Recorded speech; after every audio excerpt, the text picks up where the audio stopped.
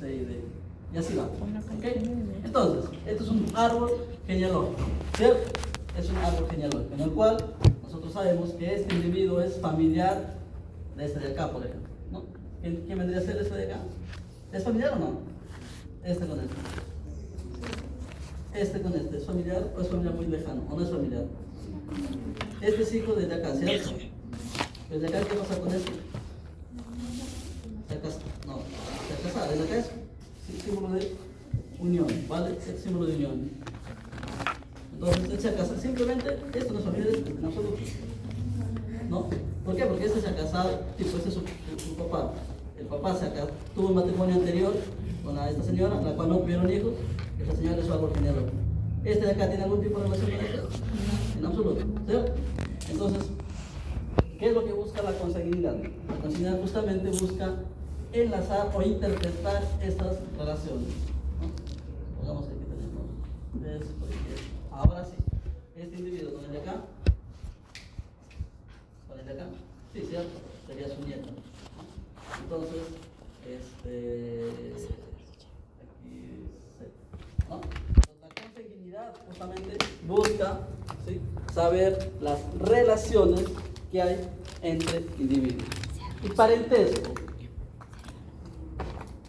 ¿Parentesco qué vendría a ser? El parentesco. Hablamos del parentesco entre individuos. Entonces son dos términos, ¿vale? Consanguinidad y el otro término es parentesco. ¿Okay? Entonces, parentesco es un coeficiente. Ambos son valores numéricos, ¿ya? Tanto la consanguinidad como el parentesco son valores numéricos. La consanguinidad nosotros vamos a decir X, Y. Familiaridad. La consanguinidad. Este es parentesco y este es consanguinidad. ¿Ok? Este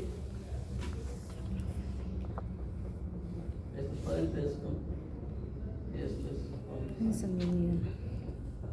Okay. Entonces, la consanguinidad, ¿vale?, es un valor de cada individuo, ¿vale?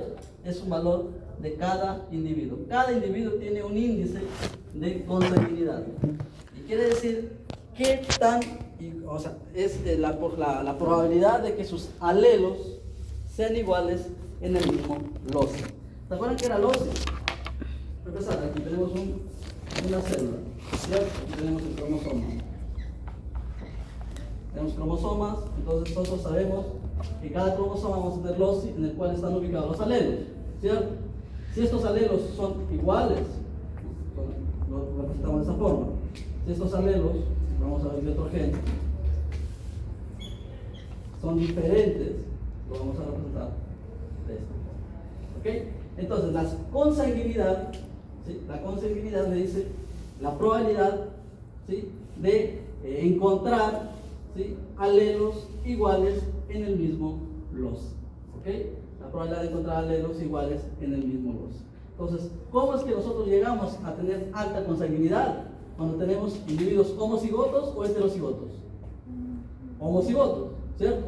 Cuando yo tengo individuos homocigotos, entonces voy a tener alta consanguinidad. Si yo tuviese individuos heterocigotos, la consanguinidad va a ser menor.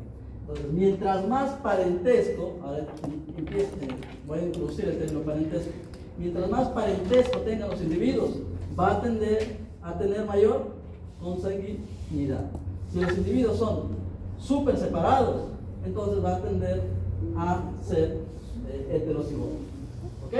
Entonces, la consanguinidad es la probabilidad en la cual explica que tengamos un individuo, que un individuo tenga loci con alelos iguales.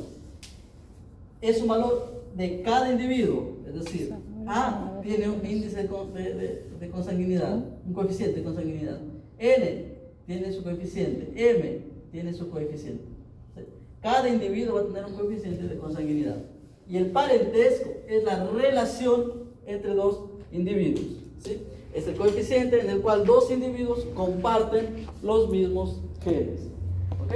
Entonces, si por ejemplo, aquí, entre el individuo A y Z, yo quiero calcular el parentesco, ¿vale? Entre A y Z. Y también quiero calcular el parentesco entre A y C. Entre A y C.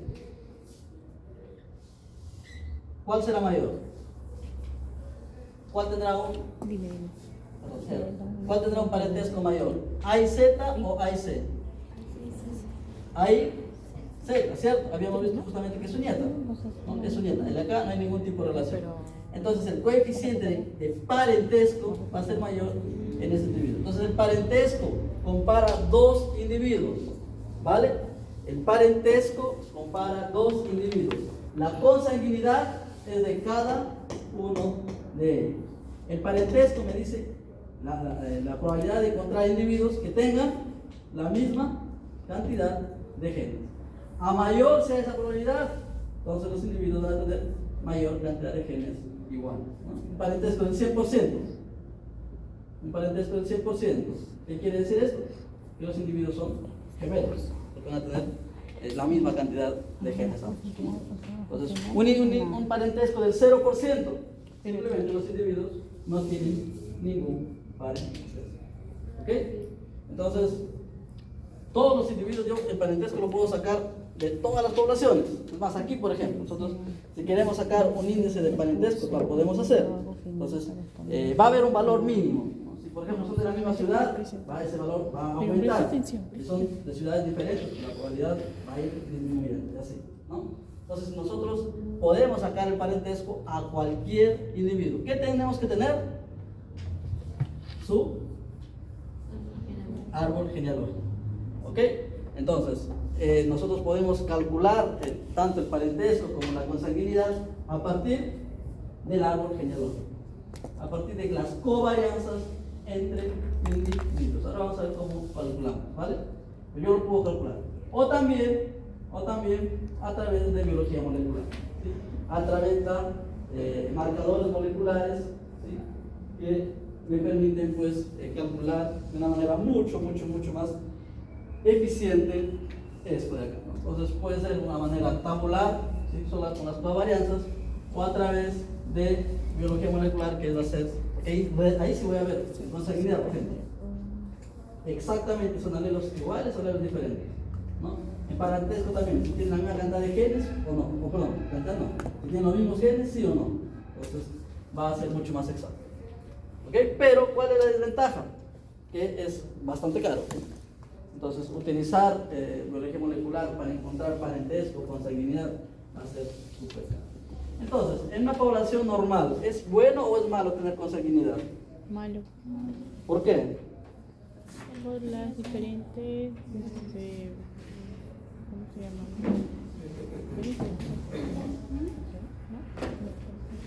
¿Es bueno o malo tener consanguinidad en una población determinada?